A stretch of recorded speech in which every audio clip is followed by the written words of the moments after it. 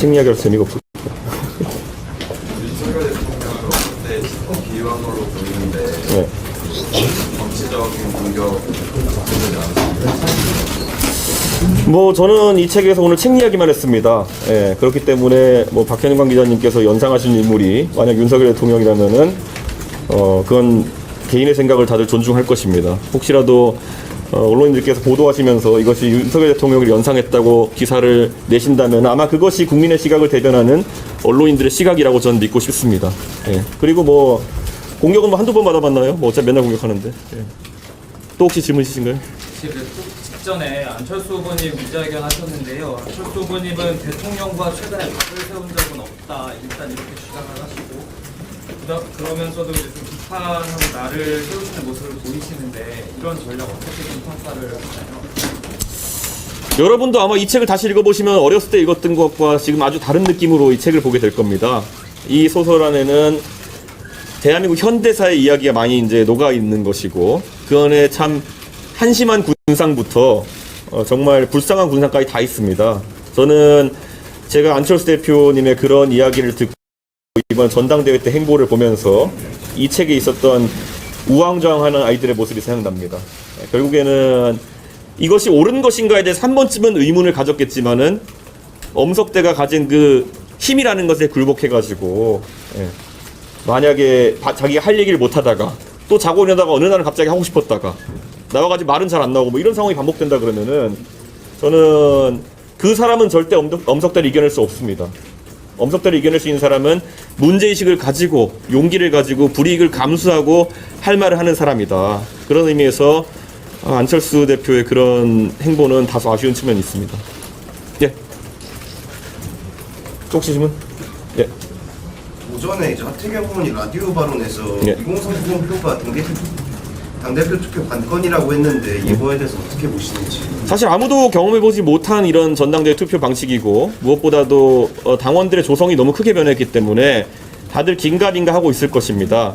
그런데 지난번에 저희가 컷오프 조사를 했던 6,000명 조사에서 저희가 당원들에게 그러니까 천하람 후보를 지지하는 많은 당원들이 저희에게 피드백을 줬던 것은 도대체 낮 시간에 회사에서 일하고 있는데 전화해가지고 면접조사로 천하람 이름을 말하게 하는 의도가 뭐냐 라고 이야기했습니다. 실제로 모바일 투표는 조금 더 많이 다를 겁니다. 모바일 투표를 통해서 간단하게 출근 중에도 퇴근 중에도 본인의 의사를 터치스크린으로 보여줄 수 있는 방식에서는 젊은 세대가 훨씬 편하게 생각하는 투표 방식이기 때문에 참여율이 높아질 것이다. 이렇게 저는 확신하고 있습니다. 그리고 하태경 의원이 본 것 중에서 이제 보면은 천안 후보의 약진에 대해 가지고 상당히 긍정적인 관점을 갖고 있는데 하태경 의원이야말로 19대 국회를 넘어 20대 국회에 들어서면서 젊은 세대와의 소통에 있어가지고 많은 노력을 해오신 분입니다. 그렇기 때문에 하태경 의원은 젊은 세대가 강하게 무언가를 원하고 있을 때 그 힘이 얼마나 강하게 발휘되는지 잘 알고 있는 의원님이기 때문에 그런 평가를 하신 것이다 이렇게 봅니다.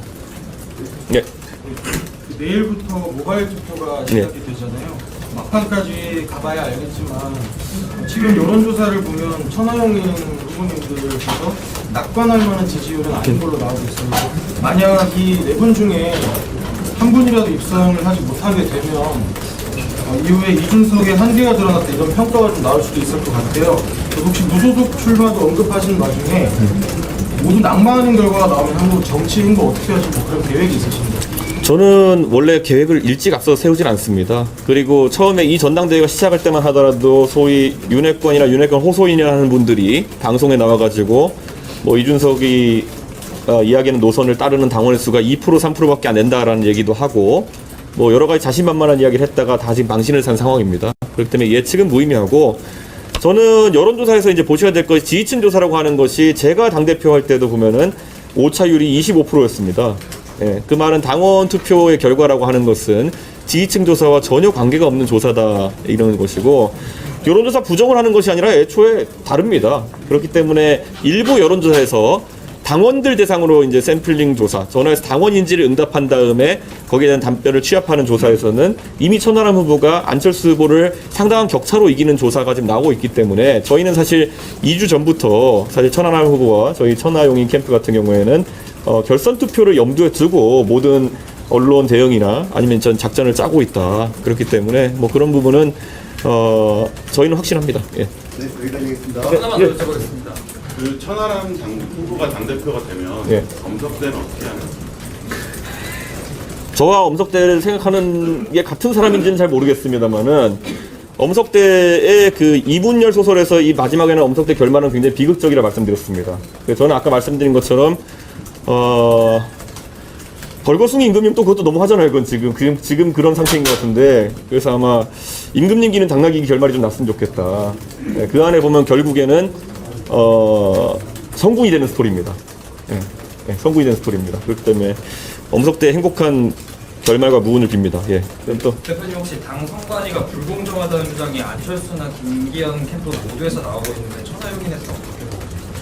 선관위가 불공정하다는 인상보다는 저는 안철수 후보가 이제 너무 그런 게 민감한 게 아닌가 하는 생각을 좀 합니다. 저 당대표 될 때도 그다지 제가 유리한 룰들은 아니었거든요. 저 막기 위해서 역선택 방지 룰도 등장하고 다 했는데 다 뚫고 이겼거든요. 그러니까 결국에는 안철수 후보님도 공부 잘하셨는데 공부 잘하는 사람들은 시험제도나 아니면은 입시제도를 크게 탓할 필요는 없습니다. 그거는 오히려 지금 보시면은 천하용인 팀의 가장 불리한 제도라고 생각했던 당원 100% 제도가 오히려 다소간의 인지도가 약하고 그리고 짜온 정치 이력이 적은 천하람 후보에게는 상당한 이득이 돼서 돌아오고 있거든요. 그러니까 항상 이 모든 불리함이나 아니면 불편함을 기획하는 주체와 그들의 의도가 한 결과는 다를 수가 있습니다. 그렇기 때문에 저는 안철수 후보님의 문제는 룰이나 아니면은 불공정성 때문이 아니라 아까 말했던 것처럼 엄석대한테 붙을까 말까 고민하는 오락가락함에 있었다.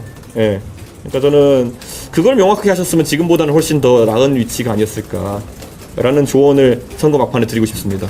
예. 후원하고 있는 이기인 후보가 장해찬 후보 윤리위에 질소하겠다고 했잖아요. 네. 징계 사안이 된다고 보시나요? 저는 윤리위가 적극적으로 활동하는 걸 좋아할 리가 없는 사람 아니겠습니까? 그런데 이 윤리위가 원래 그런 조직이 아닌데 작년에 이제 윤리위를 너무 재밌게 그 윤핵관 쪽에서 써가지고 결국 지금의 윤리위가 희화화되는 상황이 나온 것이다. 다들 이제 온라인에 가보면은 윤리위의 등장을 기대하면서 빨간 복장 또 볼 수 있는 거냐 뭐 이런 게 올라오고 있거든요, 보면은. 저는 그런데 뭐 윤리위가 너무 이렇게 선거판에 개입해가지고 그런 움직임 보이는 것은 저는 좋지 않다. 이렇게 생각하고 아마 이기인 후보도 장해찬 후보에 대한 그런 좀 생각이 좀 갑자기 바뀌게 된 것에 대한 지적을 하기 위해 가지고 그런 이야기를 하는 것이지 뭐 장해찬 후보를 개인적으로 미워하는 사람이 지금 천하용인 팀에 있을까 저는 이런 생각을 합니다. 참 도와주고 싶은 친구입니다. 예. 예. 나 예.